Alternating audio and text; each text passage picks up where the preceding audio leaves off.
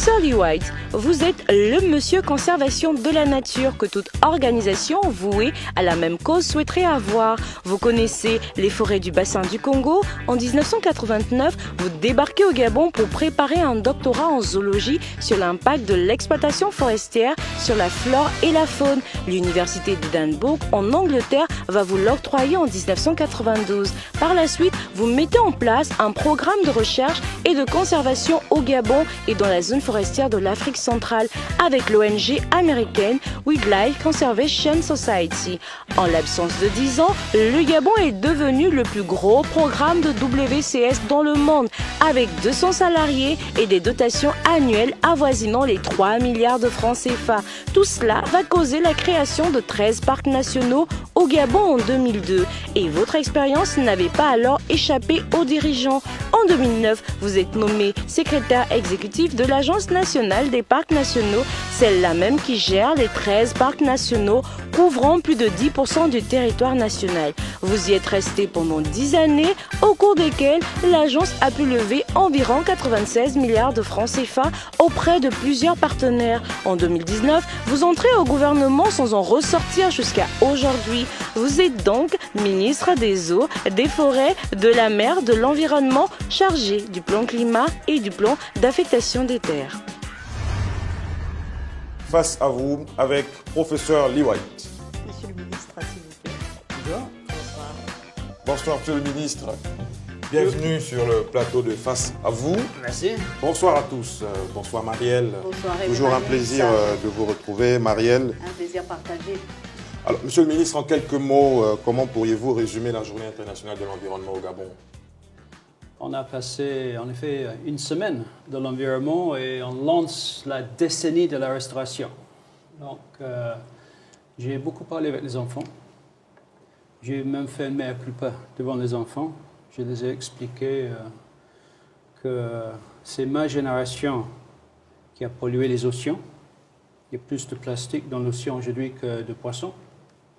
C'est ma génération qui a pollué l'atmosphère. Donc on laisse aux futures générations les problèmes de changement climatique, les problèmes de pollution dans l'océan. On va tout faire. J'ai 55 ans, je vais tout faire. Le temps qui me reste de réparer un peu les dégâts qu'on a fait. Mais malheureusement, ce sont nos enfants, nos petits-enfants qui vont être obligés de faire face aux plus grands problèmes environnementaux créés par nous. Merci, monsieur le ministre. En tout cas, on vous a bien vu dans les médias à l'œuvre. Je vous donne le programme donc, de ce numéro de Face à vous. En première partie, nous parlerons du trafic du bois et de l'ivoire, de l'importance de la protection de l'environnement, des grèves. Avant de vous laisser répondre aux questions de vos compatriotes, en seconde partie, vous allez donc débattre avec une personne qui est au fait de toutes les réalités qui concernent le département dont vous avez la charge. Et vous le découvrirez le moment venu. En tout cas, il est déjà quelque part assis dans nos studios. J'estime que vous êtes prêt pour qu'on puisse lancer l'émission, monsieur le ministre. Marielle aussi est toujours prête. Toujours prête. Allez, c'est parti, face à vous. Ah oui.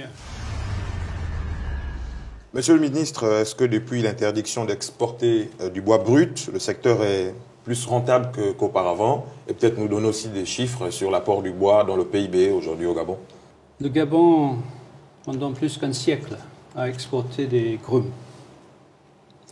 Et quand on regarde les calculs économiques, ça fait que nous avons gardé au Gabon à peu près 8% de la valeur de notre bois. On a fait cadeau à la France, à la Chine, aux États-Unis, à tous les pays développés, de 92% de la valeur. Et on a créé 90% des emplois basés sur notre bois, mais au Gabon, en Afrique. Donc en 2010, le président de la République a tapé sur la table. En effet, on avait un code forestier adopté en 2001 qui a prévu une évolution avec le temps de transformation. Donc en 2009-2010, on aurait dû être à 60% de transformation sur place. On n'était à que 15%. Donc les forestiers n'ont pas suivi la loi. C'est à ce moment-là que le président de la République a tapé sur la table. Ça nous a posé des problèmes pendant 2-3 ans. On est parti de 12 000 emplois à 6 000 emplois. On a perdu des emplois. Mais depuis, surtout avec la création de la zone économique spéciale de Dunkirk, À quelques kilomètres de Libreville, oui. à 20 km de Libreville, on a maintenant une centaine d'usines installées. On fait la transformation du bois, première, maintenant deuxième. Et justement, est-ce qu'on arrive à la troisième troisième transformation? On déjà, arrive à la monsieur le troisième. Il y a une super showroom à Hancock où on peut acheter des meubles gabonais. Hein. Il y a des usines de portes, de fenêtres, de parquets. Donc on commence à voir cette troisième transformation. Donc, dans les 10 ans depuis qu'on a interdit l'exploitation des grumes, on a multiplié fois 3 l'économie forestière et le nombre d'emplois. Combien d'emplois ont été créés? On est à peu près à 30 000 emplois aujourd'hui, donc on est parti de 12 000 à 30 000. Et c'est aujourd'hui qu'on va commencer vraiment à capitaliser sur cette décision. Parce que la première transformation, avec ça, on a doublé à peu près l'apport du secteur bois au Gabon. Donc, Oui. au lieu de capter 8%, on capte aujourd'hui 18%. Mais ça fait qu'on fait toujours cadeau de plus que 80% de la valeur de notre bois hein, aux pays qui achètent les produits de la première transformation. Mais alors aujourd'hui, comment on va inverser la tendance? Comment on va mieux capter? On a mis en place une fiscalité, donc à partir de cette année, la première transformation est taxée à 7,5%. Donc on a beaucoup augmenté la fiscalité sur la première transformation pour pousser les sociétés vers la deuxième et la troisième transformation. Parce que quand on passe de la première à la deuxième transformation, on double l'économie forestière, on double le nombre d'emplois. Donc on peut passer de 30 000 emplois à 60 000 emplois. Si on passe à la troisième transformation, on va multiplier fois 2,5. Donc on voit qu'à chaque étape, on a plus d'emplois et on a une économie forestière beaucoup plus importante. Et alors, Monsieur le Ministre, avez-vous une cartographie des permis forestiers afin de vous assurer certainement une traçabilité de la ressource? Parce que, je n'ai pas à vous le rappeler, il y a encore l'affaire du quai Vazingo qui résonne dans les mémoires des populations, dans la mémoire collective. Comment on fait pour que du bois n'échappe plus à votre administration, à l'administration dont vous avez la charge? Est-ce qu'il y a de meilleures stratégies pour la traçabilité de la ressource? Dans la chaîne de valeur, il faut ajouter. On a une cartographie qui est bien de tous les permis. On n'a pas forcément connaissance des vrais propriétaires de tous ces permis. Hein. Vous allez peut-être constater ce matin dans l'Union une annonce. Hein. On fait appel à tous les propriétaires des permis de venir eux-mêmes physiquement aux eaux et forêts avec le document. Et s'ils ne se présentaient pas, Monsieur le Ministre? Si eux-mêmes ne se présentent il risque pas? de perdre le permis forestier. Sur le plan d'accélération de la transformation, il y a un comité en place et les gens qui ne viennent pas, hein, on va supposer qu'ils n'existent pas et le permis va revenir à l'État et on va les attribuer aux sociétés qui sont prêtes à aller dans le deuxième, troisième transformation. Et qui sont dans la légalité. On a appris de vos... Mais on est en train aussi de mettre en place un système de traçabilité. Qu'est-ce qui va le différencier des certifications qui existent déjà telles que le FSC? FSC, c'est une évaluation de la bonne gestion de la forêt. Oui. Ce n'est pas un système de traçabilité.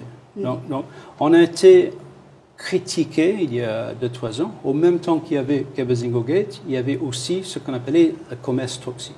Il y a une ONG américaine d'investigation, Environmental Investigation Agency, qui sont venus au Gabon, qui ont fait un exposé sur les pratiques criminelles dans le secteur forêt, au Gabon, aussi au Congo. C'est cette ONG qui a même mis en évidence que la campagne présidentielle de Jinping était financée par les forestiers et c'était en contrepartie des futurs permis forestiers qu'ils allaient accorder à cette société. Vous êtes très bien informé, Monsieur le Ministre. Cette ONG, maintenant, revient au Gabon pour mettre en place un système de traçabilité avec l'administration. Donc, on va tracer les arbres, on va identifier les arbres debout dans les chantiers forestiers, on va fixer un code barre sur l'arbre vivant. C'est une révolution, ça. Une révolution complète. Et une fois abattu, on va suivre la bille quand ça monte sur le camion, quand ça arrive dans l'usine, à la sortie de l'usine. Donc, ce système de traçabilité actuellement en test sur une dizaine de chantiers Et j'espère bien, à partir de janvier 2022, ça va être appliqué partout au Gabon. Donc le système de traçabilité va faire recours donc, à la digitalisation en quelque sorte, c'est ce qu'on doit comprendre. Et ça va nous aider à veiller qu'on récupère tous les taxes et tous les impôts qui sont dus à l'administration. Parce qu'on a découvert cette année... Donc ça veut dire qu'il y aura un suivi de plusieurs administrations en plus du département des eaux et forêts. Le fait qu'on va informatiser tout ça, ça fait qu'on peut lier notre système avec la douane, les douanes, avec les impôts. On a découvert que l'année dernière, on n'a récupéré qu'un tiers des taxes de superficie. Parce qu'au niveau du ministère de l'économie, ils n'avaient pas une base de données de tous les forestiers, donc ils ne savaient pas à qui donner la facture pour les taxes de superficie. Ça a été un gros manque à gagner pour l'administration. Ouais, on va poursuivre. Monsieur le ministre, nous avons appris que vous comptez labelliser le bois gabonais afin de le positionner sur le marché international. Comment cette stratégie marketing va-t-elle se décliner? Il y a un fort lobby contre le bois tropical dans les pays développés. On dit que quand on achète du bois tropical, on promouvoit la déforestation, on promouvoit la destruction de la biodiversité et on promouvoit des abus sociaux. Donc, si notre bois n'a pas une label où on peut prouver que c'est légal, prouver que c'est positif pour le climat, qu'on maintient la forêt et on fait absorber de CO2, prouver que c'est bon pour la biodiversité et prouver qu'il n'y a pas eu des abus sociaux dans l'exploitation, dans 5-10 ans, il n'y aura plus de marché pour notre bois. Donc on est quasi obligé d'aller vers ça. Si on le fait, si on peut prouver qu'en achetant cette table qui vient du Gabon, vous avez contribué à la lutte contre les changements climatiques, vous avez contribué à préserver la biodiversité du bassin de Congo. Les gens vont pouvoir acheter avec confiance des produits faits dans le bois gabonais. Et donc, le bois du Gabon va être un label. Et vous allez donner un nom, une appellation d'origine? Ce serait quoi la stratégie? C'est quoi? Bois du Gabon? On n'a pas encore trouvé peut-être bois du Gabon, mais il faut trouver un mot qui résonne en français, en anglais. Peut-être travaillerez-vous avec le ministre du Tourisme, parce que ça renvoie effectivement à une question d'appellation géographique. Le Gabon est-il toujours leader en Afrique de l'exploitation du contreplaqué? Oui. Moi, je ne réfléchis pas trop en leader d'Afrique. On travaille pour développer le Gabon. Que la RDC, qui a une forêt qui est 7 fois plus grande que nous, qu'à terme, ils ont plus de contreplaqué pour nous, ce sera normal. Mais développons notre pays. On veut faire un prélèvement durable pour que le contreplaqué du Gabon, ce qu'on produit aujourd'hui, on va aussi produire dans 20 ans, dans 50 ans, et que les emplois concrets sont durables. Ouais. Alors, nous laisserons le privilège aux Gabonais d'aborder l'actualité, à savoir le conflit homme-faune avec vous dans les questions des populations. Abordons à présent, Monsieur le ministre, l'importance de la protection de l'environnement avec vous, Marielle. Et on le sait, la 26e conférence des partis sur le climat approche à grands pas. Monsieur le ministre, c'est en novembre à Glasgow. Le Gabon fait partie du bassin du Congo. Vous l'avez signifié lors de votre propos. Est-ce que, ou du moins, comment comptez-vous porter la voix du Gabon à cette conférence, à ce grand rendez-vous pour le climat? Pour le COP26, le Gabon, bien sûr, on va négocier pour le Gabon, mais le Gabon est aussi le porte-parole de l'Afrique. Nous préside actuellement le groupe africain des négociateurs. Donc nous avons un double rôle. Négocier pour le Gabon, négocier pour la prise en compte des forêts tropicales, négocier que les pays développés acceptent de financer l'adaptation, parce que nous sommes confrontés par exemple, le montée des eaux, le niveau de la mer va monter de 2 mètres sur le prochain siècle. 2 mètres. Ça veut dire que Sablières, on peut l'oublier. Port-Gentil, le point le plus haut, c'est à 2 mètres. Donc on sera obligé, sur le prochain siècle, de déplacer Port-Gentil. Ce sont des prévisions ou c'est réel? C'est scientifique, donc c'est des modélisations. Ça peut monter... Comme ça peut ne pas monter. 2 mètres, comme ça peut monter de 6 mètres. Et comment mais ça va monter. Et comment l'Afrique elle-même compte freiner cette montée des eaux-là? Parce qu'on attend certainement le financement des puissances, telles que les puissances occidentales. Mais est-ce qu'au niveau de l'Afrique, par rapport à cette initiative dont vous parlez, est-ce que l'Afrique elle-même se positionne? Le seul moyen de freiner ça, c'est de réduire les émissions de CO2. Donc, c'est de lutter contre les changements climatiques. Justement, monsieur le ministre, il y a une réalité. Les plages gabonaises sont polluées, les poubelles à ciel ouvert débordent dans toutes les villes du pays. Comment expliquer que notre pays veuille garder une place prépondérante dans le concert des nations en matière de protection de l'environnement avec toutes ces réalités-là? On se dit, mais quel contraste! L'océan va monter de 2 mètres dans 2 siècles, mais au Gabon, voilà, la situation est telle que celle-ci. Mais aussi, monsieur le ministre, on assiste à la dégradation, j'y arrive, des mangroves. On le voit au Cap Esterias, dans le département des Timboué, dans le Goué maritime. Comment on fait pour empêcher que ces écosystèmes-là soient dégradés et pour lutter à notre façon à la baisse du niveau de la mer? Évidemment. Vous me bombardez avec les questions. D'abord sur le plastique. Il y a 2 problèmes. Premier problème, c'est un problème mondial. L'océan est devenu la poubelle de la planète. Donc, à Kinshasa, un citoyen jette ses poubelles dans la nature. Avec la pluie, ça rentre dans le fleuve Congo, ça arrive à la mer, et avec les courants qui remontent vers le nord, on reçoit au Gabon la poubelle de Kinshasa, de Pointe-Noire. Et vice-versa, c'est possible aussi. Et il y a également la responsabilité du Gabon. Après, notre propre poubelle, on voit à chaque fois qu'il pleut fort à Libreville, si on regarde l'estuaire est plein de sachets plastiques, de bouteilles en plastique.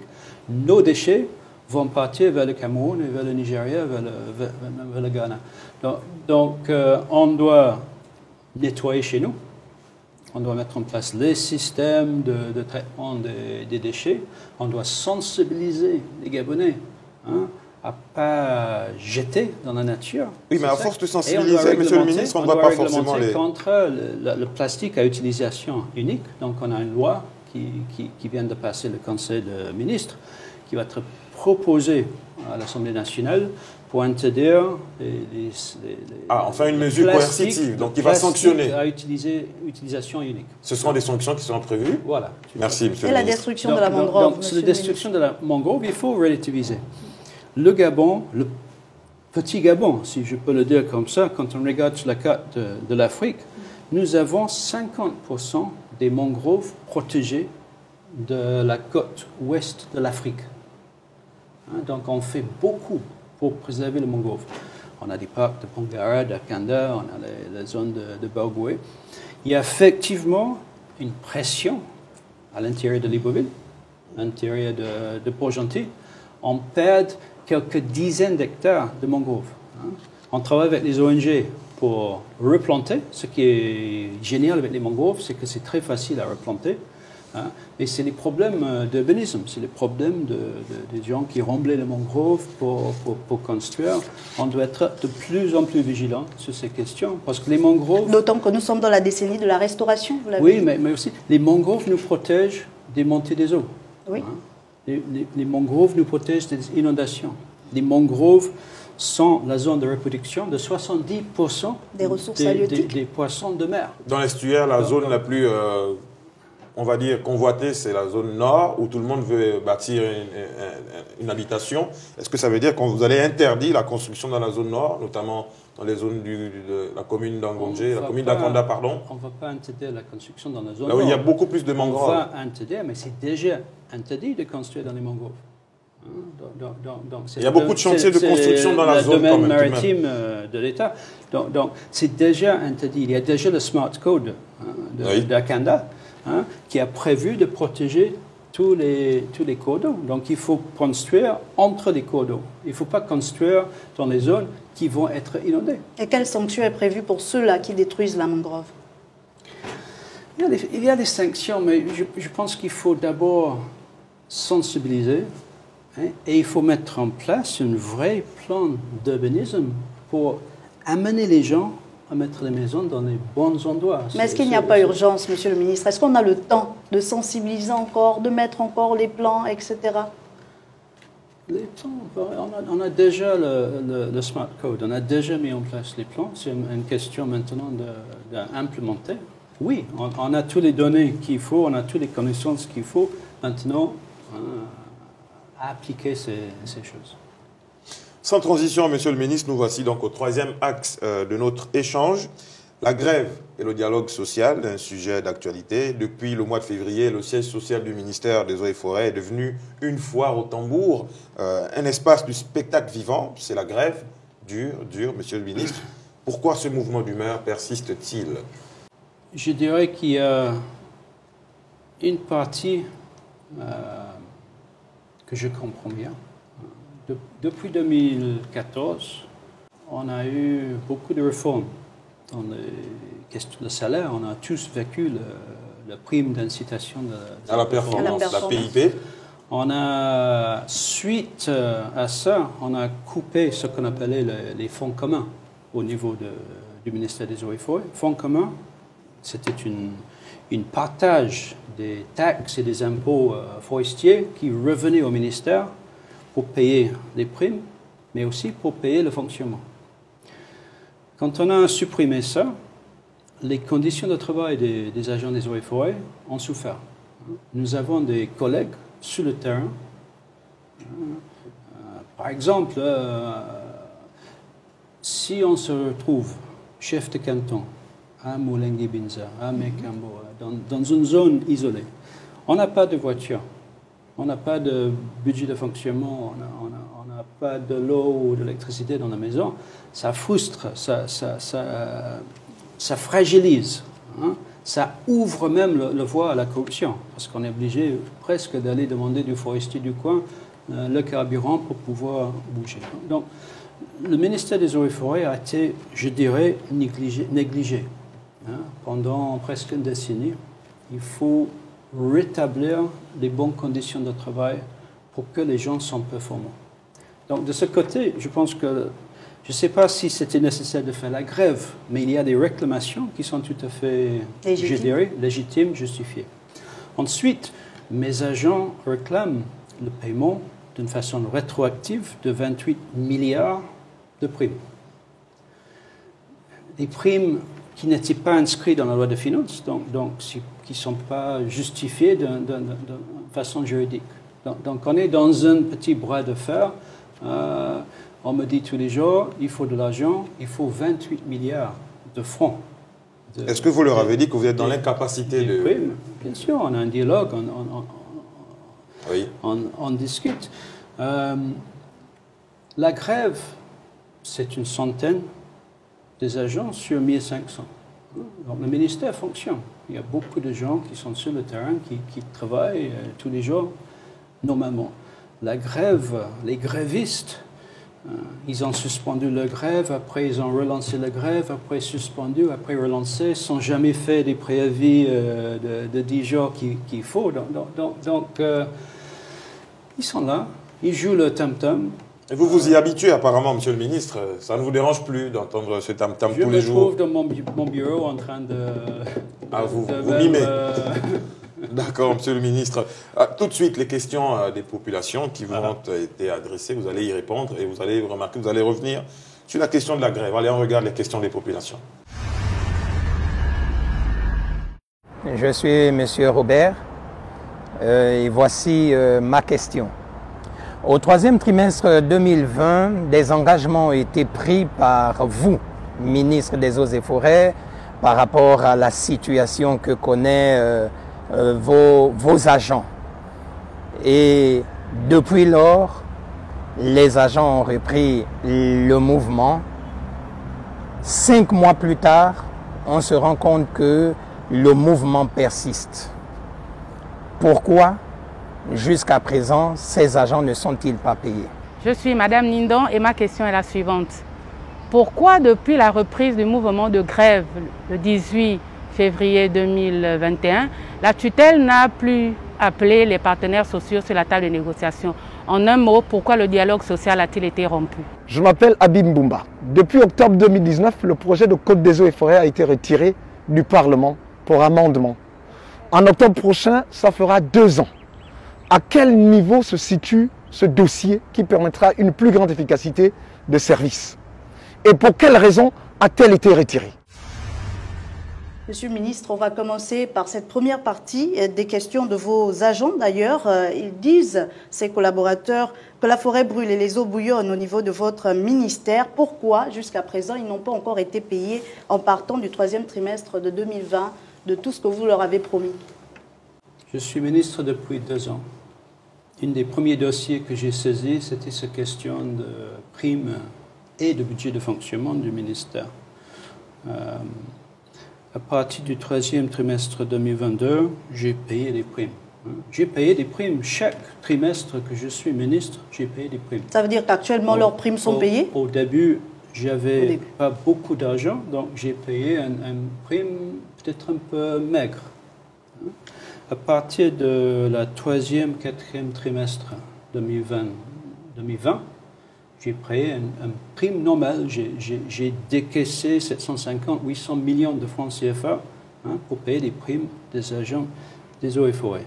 Il y a eu un retard pour le premier trimestre de cette année. 2021. Il fallait mettre en place la loi de finances, mais pour la première fois depuis 2013, nous avons une allocation dans la loi de finances, 10% des recettes forestières qui vont payer des primes des agents des eaux et forêts. Donc, ils ont de nouveau, dans la loi de finances, une prévision pour payer les primes. Les primes de cette année vont être payées. Il y a un petit problème de retard, mais il n'y a pas de problème pour payer les primes. Les primes sont prévues dans la loi de finances. On vous reproche d'avoir interrompu le dialogue depuis le 18 février 2021, Monsieur le ministre. On a fait une réunion au 7e, au ministère des Eaux et Forêts, dans laquelle j'ai trouvé des propos des syndicalistes aux Eaux et Forêts tellement frustrants que j'ai suspendu la réunion et je suis parti. On dit que j'ai claqué la porte. J'ai jamais claqué une porte à la négociation de ma vie. Mon bureau est ouvert, le dialogue est... Est-ce qu'il ne faut pas repartir vers ce dialogue pour suspendre ce mouvement d'humeur?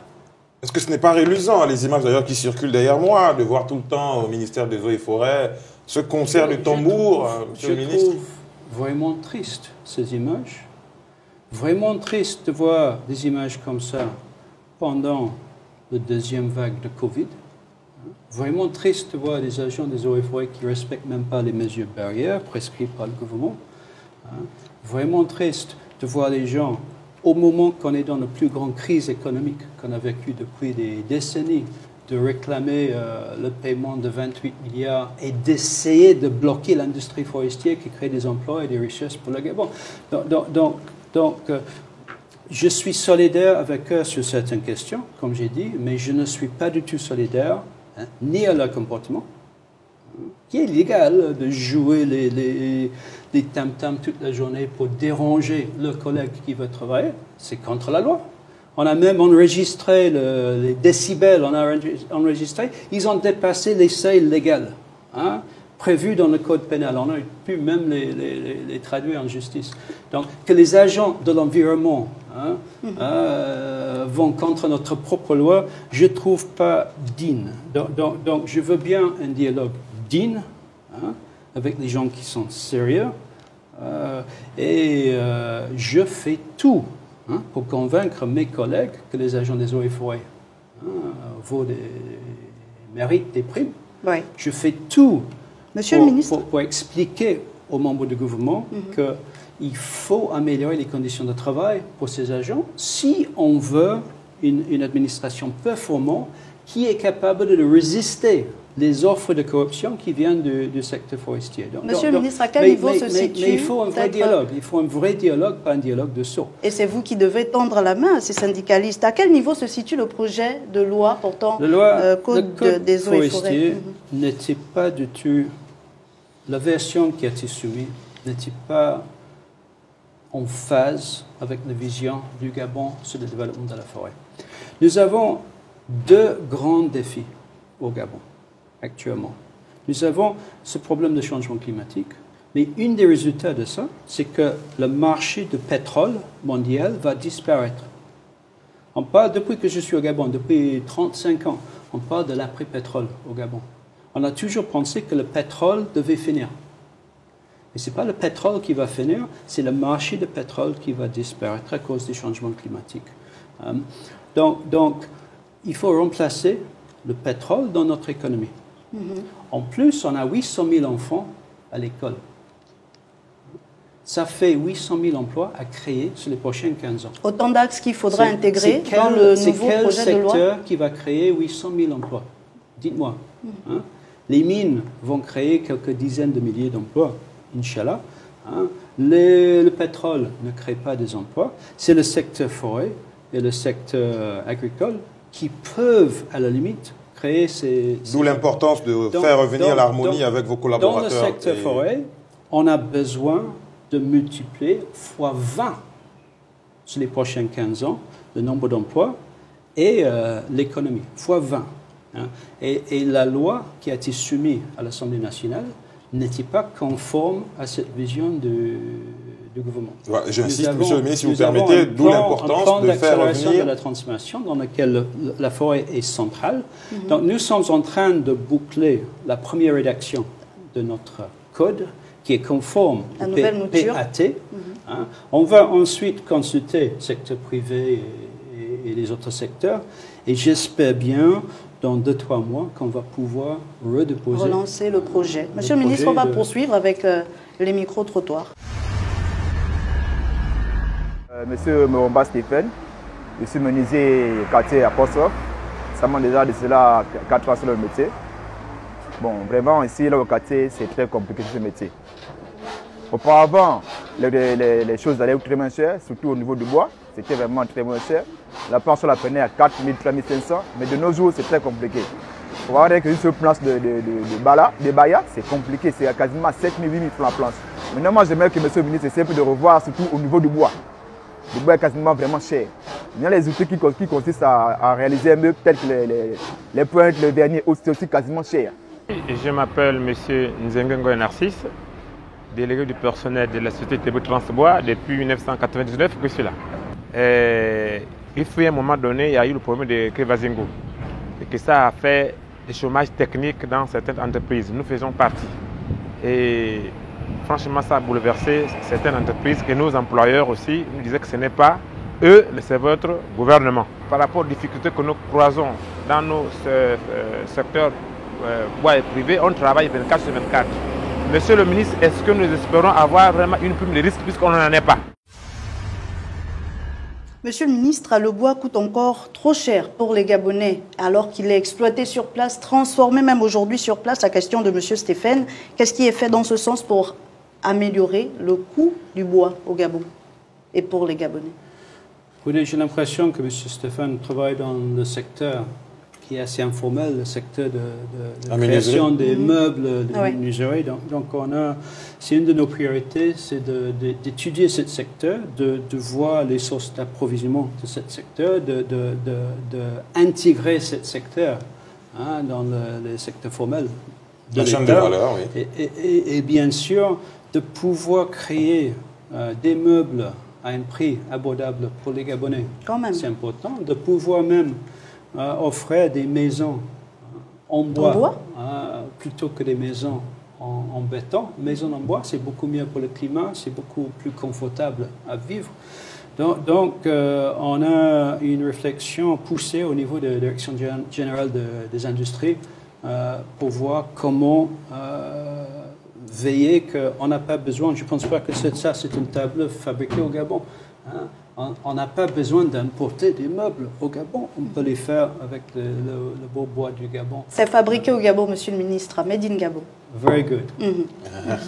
Alors, monsieur le ministre, monsieur Narcisse Nzengue, vous posez la question des primes de risque pour les agents évoluant dans le secteur privé. Et qu'en est-il de ces agents mis en chômage technique après les difficultés qu'avait entraîné l'affaire Kevazingo Gate? Je pense qu'il avait deux questions. C'était le Kevazingo Gate et le chômage, et ensuite la prime de risque. Parce qu'il travaille 24 heures sur 24. Dans le secteur privé. Oui. Donc, sur la question de Kevazingo, beaucoup d'encre a coulé. On sait qu'il y a eu un laisser-aller dans le secteur forêt. Il y a eu une corruption et une exploitation légale qui est devenue globale. On a estimé des pertes à notre économie à 200 milliards de francs CFA par an. Et Kevazingo, c'était juste c'était une partie d'un problème beaucoup plus important. Kevezingo, à l'époque, c'était le bois le plus cher, très primé en Chine, et donc sur lequel il y a eu le plus d'activités illégales. Mais il y avait beaucoup d'autres espèces. Donc il y avait des problèmes d'évasion fiscale, il y avait des sociétés qui cachaient tous les bénéfices à Hong Kong pour éviter de payer des impôts au Gabon. Et donc il y avait une énorme perte de fiscalité, qui fait qu'il y avait beaucoup moins d'entrées que prévu dans la loi de finances. Donc on est en train de mettre de l'ordre actuellement dans le secteur. J'entends, je n'ai pas de preuves, mais j'entends que certains des forestiers qui gagnaient beaucoup de l'argent avec l'illégalité sont à l'origine de tout ce bruit que vous entendez sur moi dans les réseaux sociaux et qui encouragent même à la limite les Monsieur le ministre, la question dans le secteur. Du chômage technique de ces agents. On corrige le tir et j'espère bien cette année, avec les systèmes de traçabilité, qu'on va même pouvoir proposer un décret au Conseil des ministres pour reprendre l'exploitation de Kevezingo. On peut exploiter durablement entre 20 et 40 000 mètres cubes par an. Donc pourquoi interdire au Gabon La question de la prime de risque. Donc prime de risque, c'est le secteur privé. Donc le prime de risque dans le secteur privé, c'est pas... moi, je suis le ministre qui réglemente la forêt. Est-ce qu'il ne faudrait pas intégrer cette prime-là dans le nouveau code des eaux et forêts? On entend souvent parler de prime de risque pour les agents de la forêt qui sont en face des éléphants, des panthères, des eux, ils ont droit à cette prime, eux. On n'a pas de prime de risque aux eaux et forêts. On a des primes de performance, mais quand on choisit d'être forestier, c'est qu'on accepte le risque et on n'a pas droit à la prime. En forêt, est-ce qu'un militaire a une prime de risque? Non, on accepte d'être militaire, donc on accepte d'aller à la guerre si nécessaire. Il y a une prime de guerre quand on va au combat. Et nous pensons, Monsieur le ministre, que le message il est bien passé. Nous allons poursuivre, si vous le permettez, avec le troisième volet des questions de vos compatriotes. Je suis Louis-Charles Macao Ipunga. J'interviens au sujet de dévastation de cultures vivrières par les pachydermes. Monsieur le ministre, les populations attendent de l'administration des eaux et forêts de réponses concrètes face à leurs préoccupations. Vont-ils bénéficier des indemnisations suite à la dévastation de cultures vivrières par les pachydermes? Je me prénomme Olga, mon nom c'est Ntsuru. Je suis agent des eaux et forêts. Monsieur le ministre, la loi sur les parcs prévoit que la compétence d'un éco-garde est strictement à l'intérieur d'un parc. Ma question est la suivante. Qu'est-ce qui explique les missions hors des parcs telles que le poste de contrôle de Kougouleu à l'intervalle d'un éco-garde?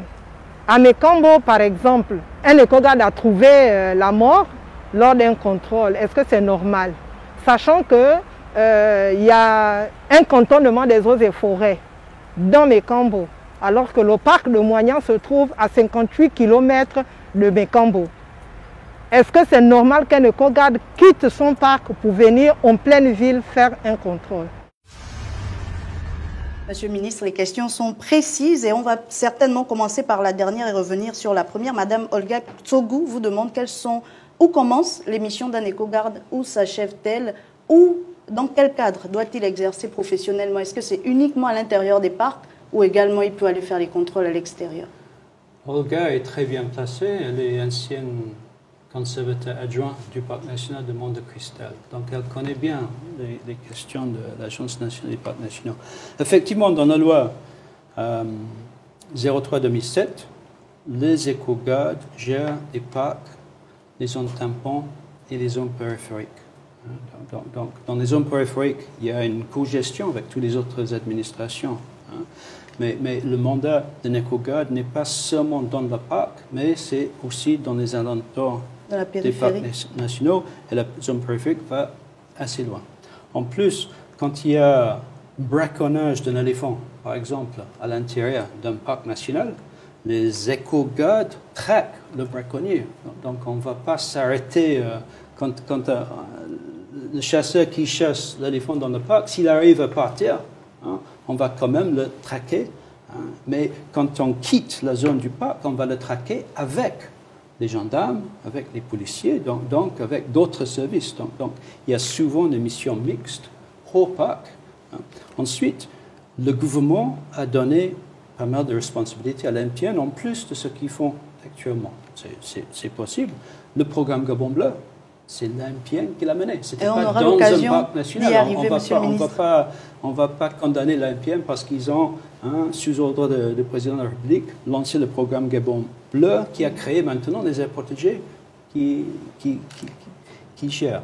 Hein. Le problème de conflit homme-éléphant, la première question. Oui, la première question. C'est l'AMPN qui travaille, qui fait rentrer même des financements de l'extérieur pour régler ce problème. Ce problème n'est pas dans les parcs nationaux. Mais le gouvernement a responsabilisé l'AMPN, parce que l'AMPN a une autonomie de gestion, donc une capacité de mobiliser des financements. Vous avez dit dans l'introduction de l'IWET qu'on a mobilisé beaucoup de l'argent pour la conservation de l'extérieur, toujours des dons, jamais des prêts, toujours des dons. Et donc, l'AMPN travaille avec la Direction générale de faune et des aires protégées, qui chapeaute cette question, en harmonie. Le secrétaire exécutif de l'AMPN travaille chaque semaine avec le directeur général de faune et protégées, donc ils sont ensemble sur le terrain, mais l'AMPN est beaucoup mieux placé pour mobiliser les financements pour attaquer ce problème de conflit homme-éléphant. Monsieur le ministre, donc, la question des compensations. Oui. Moi, les indemnisations des populations. Je pense qu'il faut mettre en place des indemnisations. Il y a des discussions actuellement encore au niveau du gouvernement. Nous avons un conseil de cabinet du Premier ministre prévu cette semaine. Et j'ai grand espoir qu'on va mettre en place un fonds de solidarité nationale sur ces questions. Au même temps, on va essayer de s'attaquer à la source, avec les barrières électriques que l'AMPN a testées et mises en place. Qui ne sont pas encore en nombre important, monsieur le ministre. Il n'y a pas assez, mais ça marche. Donc, on sait que la technologie marche grâce aux travaux de l'AMPN. Maintenant, à voir comment aller à une échelle. C'est l'unique solution que vous avez pour le moment? Il y a deux solutions durables pour ces questions. On parle beaucoup de solutions de piment, de rouge d'abeille, mais quand on va au Kenya, où ils ont travaillé sur ces questions depuis 30 ans, où vous avez le conflit homme-éléphant au Kenya, c'est un métier. Vous avez les gens qui, depuis 30 ans, travaillent sur ça. Et quand on est parti là-bas avec le président de la République pour voir les solutions, ils nous ont dit qu'il n'y a que deux solutions. Un, barrière électrique, bien conçu et bien entretenu. Il faut vraiment les entretenir, sinon ça ne marche pas. Ou, solution mortelle, il faut tuer. Monsieur le ministre, le conflit homme-éléphant qui a quand même été au cœur des événements de Mekambo et les populations ont l'impression qu'on privilégie aujourd'hui au Gabon les animaux que les personnes. Vous êtes journaliste. Est-ce que vous êtes convaincu que ce problème de Mekambo est purement un problème de conflit homme-éléphant? C'est ce qu'on nous a rapporté. Oui, mais je pense que c'est un mélange de beaucoup de choses. C'est vrai qu'il y a à Mekambo certaines femmes qui ont souffert, qui ont perdu leur plantation. Alors, si ce n'est pas le cas à Mekambo, c'est certainement le cas ailleurs, monsieur le ministre. Qui doit-on protéger, l'homme ou les animaux? Le pachyderme? Mais c'est clair, on doit protéger l'homme. Merci, monsieur le ministre. Marielle, peut-être les questions des réseaux sociaux Une seule question, oui, Manix, une seule question de Chaldi Boris pour aborder notamment le Gabon bleu. Quelles sont les modalités de recrutement dans le secteur et quelle est votre politique en termes, votre politique maritime? Voilà, j'y arrive. Très bien. Donc, je suis le ministre de la mer. Et bien sûr, il y a d'autres acteurs dans la mer. Il y a la marine nationale qui défend les frontières. Il y a la marine marchande qui gère tout ce qui est bateau civil. Il y a le ministre de la pêche qui prélève les ressources. Donc le rôle du ministère de la mer, c'est de gérer l'écosystème. On a, avec l'AMPN, on a mis en place les aires protégées marines qui sont créées pour à la fois protéger, mais à la fois augmenter le prélèvement. C'est un peu paradoxal, mais en mer, quand on crée des aires protégées dans les zones de reproduction de poissons, on peut ensuite pêcher plus autour de ces aires protégées qu'on pêchait avant. Donc on a mis en place toute une stratégie de bonne gestion des ressources halieutiques. C'est le ministère de la mer qui gère les ressources et après, on donne un quota au ministre de la Pêche Exactement. Qui lui va autoriser à pêcher. Donc, des emplois dans ce secteur sont dans plusieurs industries. Et c'est chaque secteur, bien sûr, qui gère les emplois. Merci beaucoup, Monsieur le ministre. Merci aussi à vous, Marielle, pour nous avoir apporté toutes les questions donc, des compatriotes de Monsieur le ministre. Monsieur le ministre, nous allons passer maintenant au débat avec l'invité surprise que vous allez découvrir. Merci, Marielle, d'avoir encore une fois contribué à cet échange avec notre invité. On se retrouve donc pour le débat. Merci.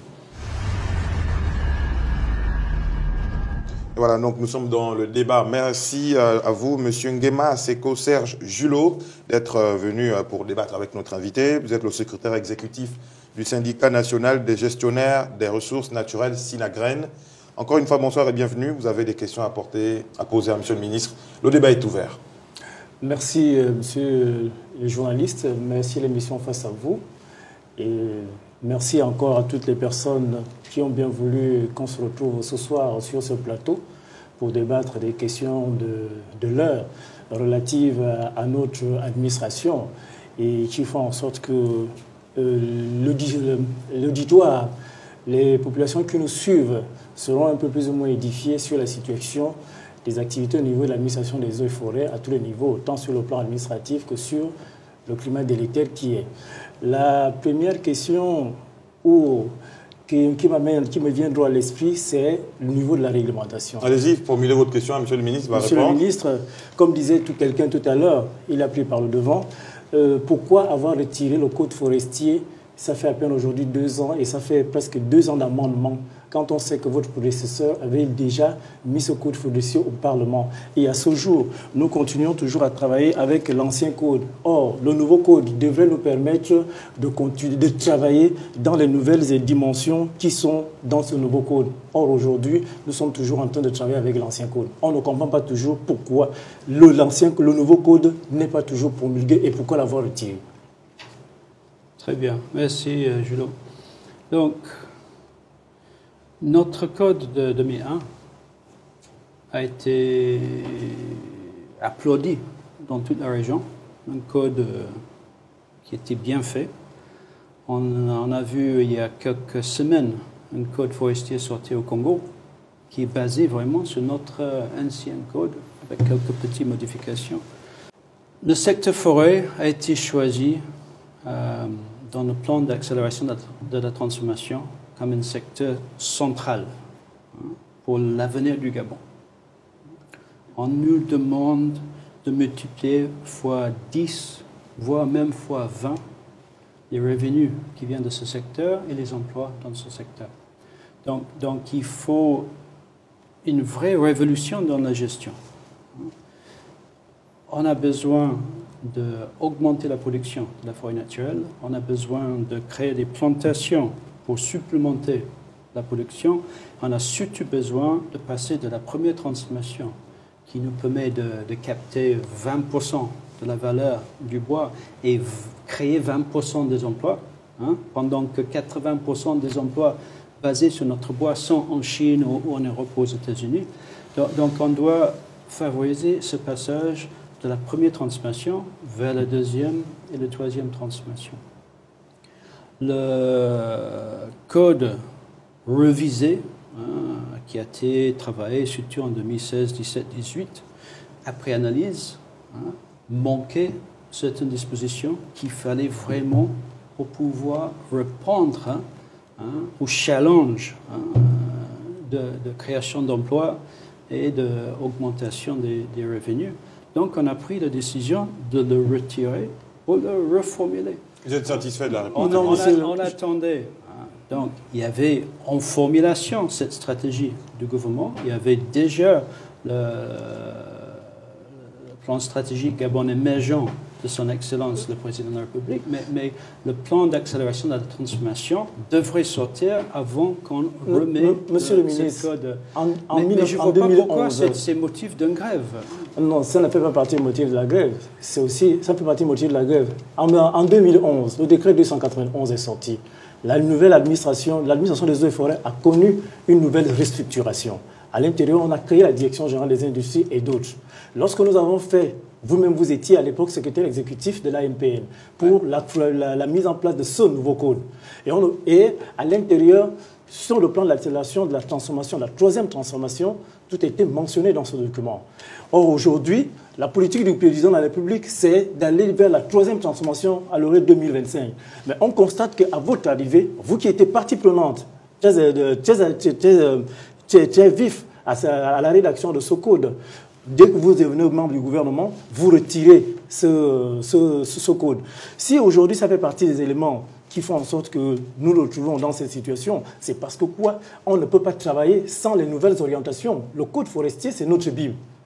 Or, aujourd'hui, les éléments qui doivent faire en sorte que nous puissions travailler par rapport à la politique gouvernementale et au fonctionnement de la nouvelle administration des eaux et forêts sont dans ce nouveau code. Or, aujourd'hui, nous continuons toujours à travailler avec l'ancien code. Est-ce que vous voulez réagir par rapport à ça, Monsieur le ministre, avant qu'il ne pose une deuxième question? Peut-être ne pas vous relire. Je pense qu'on peut passer. Je pense que l'ancien code suffit pour l'instant, mais on va bientôt proposer. Très bien. Allez, une autre question, Monsieur le secrétaire. Aujourd'hui, ce dossier qui fait l'objet d'examen collégial, qui devait faire l'objet d'examen collégial, parce qu'en réalité, quand on élabore, ou là, quand on fait des amendements sur un code, les parties doivent se retrouver, à savoir l'administration avec les partenaires au développement, dont les syndicats des forestiers, et l'administration plus les partenaires pour voir la faisabilité pour le bon fonctionnement du code. Oui, vous avez raison. Donc, il y a les juristes actuellement qui travaillent là-dessus sur la base du plan accélération de la transformation qui nous donne les chiffres, vraiment le voie à suivre. On a des juristes des eaux et forêts, on a les juristes du secrétaire général du gouvernement. Une fois qu'ils ont fait la première ébauche, et moi-même je ne l'ai pas vu pour l'instant, une fois qu'on a la première ébauche, on va bien sûr le partager avec le secteur privé et avec les spécialistes. Monsieur le ministre, vous êtes d'accord avec moi qu'on est dans le principe de l'action et de la relance? Si nous voulons, si le gouvernement veut bien que le secteur forêt aille vite pour la croissance et pour créer les 20 000 emplois dont vous parlez chaque jour, je pense qu'il ne devrait pas attendre 2 ans pour amender un code et pour mettre un code sur le marché. Parce que ce que nous déplorons aujourd'hui, le code minier ne met pas autant de temps au Parlement. Or, aujourd'hui, le code forestier a déjà fait 2 ans retiré et qui est en examen par les juristes du secrétariat général du gouvernement et les juristes des syndicats et les juristes de l'administration des eaux et forêts. Alors, monsieur le secrétaire exécutif le code minier va créer 10 000 emplois. Et le code forestier? Le code forestier va créer 500 000 emplois. 500 000 emplois. On doit vraiment se pencher sur ce code parce que c'est ce code qui va nous permettre, sur les prochains 15 ans, de voir ce secteur Ces 500 000 emplois sont-ils réalistes du moment où le code n'est pas encore réaliste ou irréaliste? Ça fait 2 ans que le code est retiré de l'Assemblée nationale, du Parlement en général, pour qu'il soit effectif pour la mise en place des orientations gouvernementales. Si le code n'est pas sorti, est-ce que l'État peut créer les 500 000 emplois qui doivent revenir au secteur forêt-bois? Est-ce que le code a empêché un coq d'ouvrir 100 usines? Est-ce que le code empêche à G16 d'investir? Vous savez très bien que la situation dans le coq est très complexe par rapport à la réalité fonctionnelle du code forestier. Vous avez une seule préoccupation sur le code forestier, apparemment, monsieur le secrétaire exécutif du SINAGREN. Non, le code forestier, c'est notre Bible. Et en tant qu'agent des eaux et forêts, je ne peux pas bien travailler si je n'ai pas... Je ne disconviens pas, mais compte tenu du temps, peut-être que vous pouvez aussi aborder d'autres questions. D'autres questions. Qui préoccupent vos adhérents. La question qui préoccupe nos adhérents, c'est le fonctionnement, la situation. On constate qu'il y a chevauchement entre l'ANPN et l'administration des eaux et forêts. Adressez-vous au ministre. Oui, je m'adresse au ministre. Il y a chevauchement entre l'ANPN et l'administration des eaux et forêts. Alors, je vais vous aider. Pourquoi? Monsieur le ministre va répondre. Voilà. L'ANPN, on se rend compte aujourd'hui, depuis ses anciennes fonctions de secrétaire exécutif jusqu'à présent, a plus d'impact dans les résolutions des attributs par rapport aux attributs relatifs à l'administration des eaux et forêts. C'est entendu, je pense, par le ministre, peut-être qu'il va y répondre. Monsieur le ministre, par rapport au chevauchement entre l'ANPN et autres. L'ANPN, c'est une agence. Le président de la République a mis en place des agences au Gabon pour exécuter la politique. Donc, le ministère crée la politique, l'Agence nationale des parcs nationaux. Il y a aussi l'Agence nationale de filière bois aux eaux et forêts. Ces 2 agences sont là pour implémenter cette politique. L'AMPN, sa mission primordiale, c'est gérer des parcs, des zones tampons et des zones périphériques des parcs nationaux. Parcs nationaux, ils ont un mandat d'exécution, mais ils ont toujours une tutelle qui est la Direction générale de faune et des aires protégées. Donc, ils ont une tutelle au ministère des Eaux et Forêts. Ils exécutent notre politique sur les parcs nationaux à l'intérieur des parcs. Dans les zones tampons, il y a des permis forestiers, des permis miniers, il y a des villages, donc ils exécutent en collaboration avec toutes les autres administrations. Même chose, zone périphérique, il y a même plus de partenaires là-dedans. C'est vrai que le gouvernement a donné instruction à l'AMPN de s'occuper de quelques projets spéciaux. Par exemple, le Gabon bleu, par exemple, le conflit homme-éléphant. Mais le conflit homme-éléphant, le secrétaire exécutif de l'Agence nationale des parcs nationaux est dans le bureau du DGFAP tous les 2-3 jours sur ces questions. Ce n'est pas que l'AMPN le gère seul. L'AMPN fait ses actions sous la supervision du ministère des Eaux et Forêts. Quand j'étais secrétaire exécutif de l'Agence nationale des parcs nationaux, je travaillais avec les ministres des Eaux et Forêts, mais j'avais également une tutelle administrative de la présidence de la République. Donc, la tutelle administrative a donné certaines missions à l'AMPN, mais les ministres, ils étaient à 100% au courant de ça. Il n'y a aucun problème entre une agence qui exécute et un ministère qui fait la politique. Poursuivez le débat. Oui, il y a une autre question me vient tout droit à l'esprit. Depuis environ près de 6 mois, les pointes d'ivoire ont été saisies au Cameroun, scellées et estampillées ANPN. Comment comprendre qu'à ce jour, il n'y a jamais eu de poursuite ou de mandat ou de plainte? Est-ce que l'ANPN n'est pas au centre d'un trafic de points d'ivoire? L'ANPN, avec la Direction générale faune et protégée, gère le stock national de l'ivoire au Gabon. Mais comment expliquer que les points d'ivoire sont saisis au Cameroun? Il y a un stock. L'ANPN a un clé. Et que l'administration n'a jamais porté plainte? J'y arrive. L'ANPN a un clé et la DGFAP a l'autre clé. Donc l'ANPN ne peut pas rentrer là-dedans. Il y a des caméras qui filment en permanence. Il y a une base de données électronique qui suit tous ces ivoires. Les ivoires qui ont été retrouvés au Cameroun ont été effectivement marqués par l'ANPN et le ministère des Eaux et Forêts. Ils ont été déposés à la tribunal de Libreville parce que c'était les pièces à conviction. Ils ont disparu du tribunal. Ils n'ont pas disparu du stock de l'ivoire qui est géré par, en effet, par le DGFAP avec le soutien de l'ANPN. Vous, première autorité d'administration des Eaux et Forêts, comment expliquer que les points d'ivoire puissent disparaître? Il y a une enquête en cours. On travaille avec le procureur de la République sur ces questions de fuite de l'ivoire, mais la fuite n'était pas du stock géré par le ministère des Eaux et Forêts avec l'ANPN. La fuite, c'était malheureusement du tribunal. Monsieur le ministre, une autre question qui vient toujours. Les populations rurales, sur le plan de terre, quelle est leur importance dans 10 ans?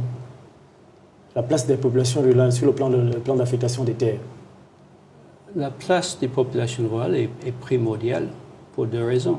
Si on va créer les 800 000 emplois qu'on a besoin de créer pour les 800 000 enfants gabonais qui sont à l'école aujourd'hui, c'est les secteurs forêt et agriculture qui vont créer ces emplois. Le secteur mine, ça peut être très important dans l'économie, mais ça ne va jamais créer beaucoup d'emplois comme le secteur pétrolier. Donc, pour le plan national d'affectation de terre, on est en train actuellement de lancer, comme tu sais, la cartographie participative de tous les villages du Gabon. Tous les 2600 villages ont fait la cartographie participative avec les équipes ministères, AMPN et IRET. C'est dans l'optique de bien comprendre tout ce qui est foncier rural, de voir comment réformer le foncier rural, comment améliorer notre agriculture de subsistance comment développer également une agriculture plus commerciale.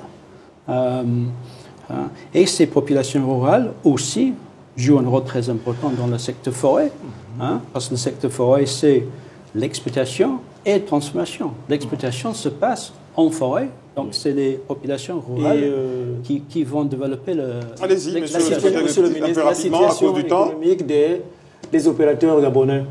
Car aujourd'hui, tous les opérateurs gabonais du secteur forêt, ils ne se retrouvent plus avec la ressource. Ce sera peut-être votre dernière question. Le climat social. Celle-ci maintenant, oui. Il y avait malheureusement un problème qu'on a dénommé Kevazingo Gate. Kevazingo Gate, dans lequel il y a eu énormément d'exploitations forestières illicites. Il y avait tout un trafic sur les bois abandonnés. Il y avait il y a des forestiers gabonais qui sont dans le permis et qui travaillent. Il y a d'autres forestiers gabonais qui étaient malheureusement impliqués dans des activités illicites, qui sont aujourd'hui obligés d'adapter le modus operandi, parce qu'on ne peut pas tolérer de détruire la forêt avec une exploitation non conforme à notre code forestier. Monsieur le ministre, nous entrons dans le vif du sujet de l'autre deuxième volet, le climat social au niveau du ministère. Et ça fait aujourd'hui 6 mois. Le 1er septembre, nous avons été bombardés, le syndicat des eaux et forêts. Le deuxième, nous avons signé un protocole d'accord. Et ce protocole d'accord n'a jamais accouché d'une souris. Le 17 février, après moult relances, malheureusement, jusqu'à ce jour, il n'y a pas de satisfaction. Vous, en tant que ministre des eaux et forêts, j'ai suivi des questions, des interrogations de mes collègues tout à l'heure, et les déclarations aussi des journalistes qui disaient que est-ce que ce bruit-là ne vous dérange pas? Quand même vous voulez faire développer le secteur forêt, est-ce que vous allez faire développer le secteur forêt avec des gens qui viennent de l'extérieur ou bien avec des éléphants ou bien le personnel de l'administration des eaux et forêts? Quels sont nos points de désaccord? Les points de désaccord, vous les connaissez, ils sont mentionnés dans le protocole. Oui, mais pour les... Voilà. Vous savez très bien que dans le protocole, il y a 4 points qui sont mentionnés. Premièrement, le paiement des arriérés de primes, les 27 trimestres, le retour des fonds communs. 28 milliards. 28 milliards, si on arrondit par excès. 27 milliards 875 millions de primes impayées. Nous avons le retour des fonds communs. Nous avons le paiement du DIRIB. Nous avons le principe de la cumulalité. Nous avons les états généraux et nous avons le bien-être, les conditions de travail des agents des eaux et forêts.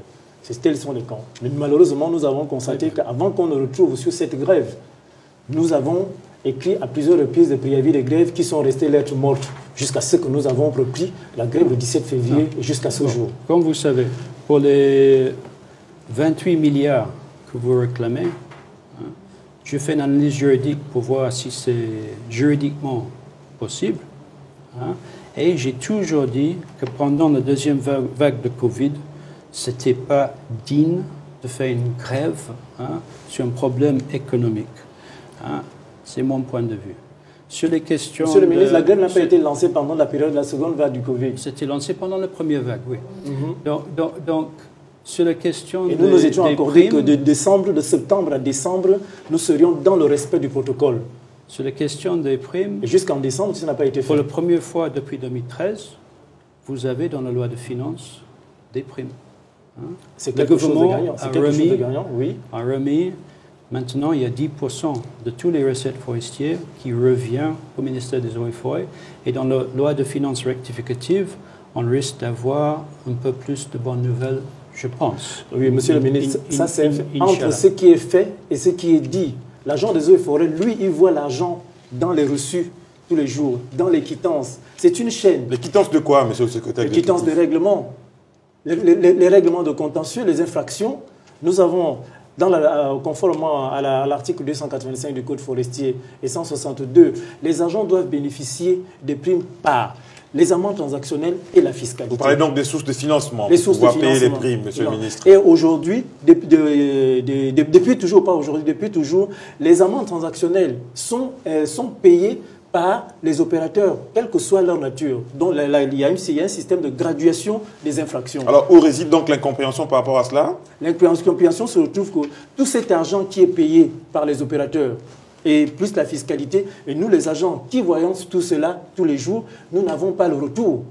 Donc nous ne sommes pas satisfaits, on n'est pas payé. Par exemple, à ce jour, nous sommes déjà au deuxième trimestre 2021. Et dans le protocole, il est bien mentionné que nous aurions, et la prime, donc toutes ces primes-là, à partir du premier trimestre 2021. Et là, nous sommes en fin d'exercice du deuxième trimestre 2021. Et donc, vous voyez qu'à l'intérieur du protocole, rien n'est respecté. Ni le principe de l'accumulabilité, ni les effets collatéraux pour permettre à ce que les agents soient satisfaits.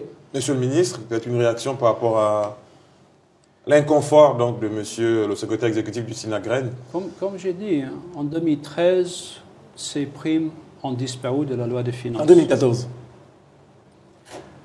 En 2021, on voit de nouveau ces primes dans la loi des finances. Donc le gouvernement a pris acte. Hein. Je me suis battu pour ça et je me bats tous les jours pour améliorer les conditions de travail de mes agents sur le terrain. Donc il y a des raisons d'espérer, monsieur le secrétaire exécutif. J'ai du mal à dire qu'il y a des raisons d'espérer. Parce que quand le ministre dit qu'en 2013, ça a été suspendu, mais entre 2013 et 2021, aujourd'hui, l'administration des eaux et forêts a toujours effectué les opérations de fiscalité et d'amende transactionnelle. Il nous reste quelques 3 minutes. A toujours fait tout le travail régalien qu'il y est. Mais malheureusement, l'agent qui doit bénéficier de ces primes et de travailler dans de bonnes conditions ne jouit pas. Ce que vous constatez tous les jours, c'est que les agents des eaux et forêts sont corrompus. Monsieur le ministre a annoncé que dans la loi de finances, il y a un retour donc de cet article. Vous savez combien des éléments qui sont mentionnés dans la loi de finances et qui ne sont pas respectés? Ça veut dire que ça ne nous rassure pas, bien que mentionné dans la loi de finances. Est-ce que tout ce qui est mentionné dans la loi de finances comme budget est exécuté en fin d'exercice?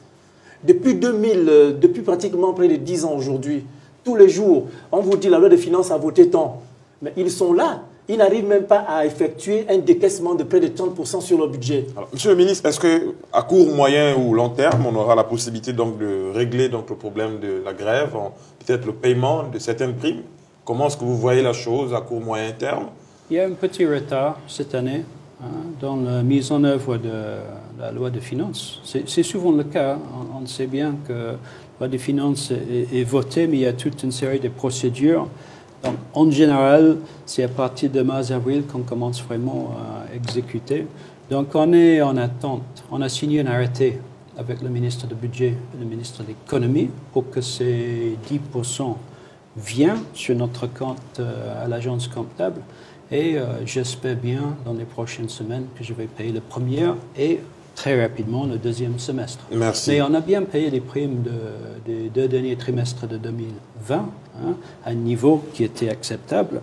Et je me suis engagé de me battre à la fois pour les primes, mais à la fois pour les conditions de travail. Le travail des et agents. On voit dans la loi de finances, bien sûr, il faut le dépenser, mais dans la loi de finances, on voit qu'il y a 1 milliard cette année pour les voitures. Ça fait encore 6-7 ans qu'on n'a jamais vu l'investissement dans les voitures. Donc on voit que le gouvernement commence à investir. À nous maintenant d'augmenter les recettes de notre secteur. Mais nous avons toujours augmenté les recettes, monsieur le ministre. Voilà. Non, depuis 10 ans, les recettes ont baissé. C'est juste maintenant, les derniers 2-3 ans, que ça commence à repartir. Et donc, à nous de maintenir cette l'activité de l'administration des développements. On est arrivé à la fin donc, du débat. Pendant la période du Covid. Donc, si vous dites aujourd'hui que l'activité... Comme tous les secteurs. D'accord. Merci beaucoup, messieurs, d'avoir alimenté ce débat de part et d'autre. Merci, monsieur le ministre. Je vais vous donner la parole une dernière fois. Face caméra, vous allez vous adresser à vos compatriotes pour résumer peut-être votre passage ici et peut-être faire des annonces. C'est vous qui voyez. Vous avez 30 secondes, monsieur le ministre, pour vous adresser à vos compatriotes.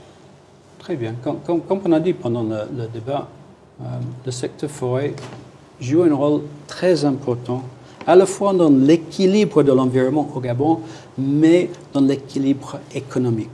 C'est un secteur de l'avenir. On peut développer durablement le secteur forêt pour créer des richesses et pour créer des emplois. On peut également sur les parcs nationaux, développer le secteur de l'écotourisme. Donc c'est vraiment un secteur de l'avenir. À nous de mettre en place une gouvernance pour veiller que ce secteur est géré d'une façon durable, parce que ça peut, c'est différent au pétrole, c'est un secteur durable et ça peut faire développer le Gabon pour les décennies à venir. Merci, Monsieur le ministre, d'avoir accepté notre invitation. Donc, votre passage à Face à vous. Merci à vous aussi, Monsieur Nguema Aseko Serge Julot, le secrétaire exécutif du syndicat national des gestionnaires de ressources naturelles. J'espère pour vous que le dialogue se poursuivra avec Monsieur le ministre des Eaux et Forêts de l'Environnement. Merci à vous d'avoir été des nôtres. Portez-vous bien. On se retrouvera prochainement.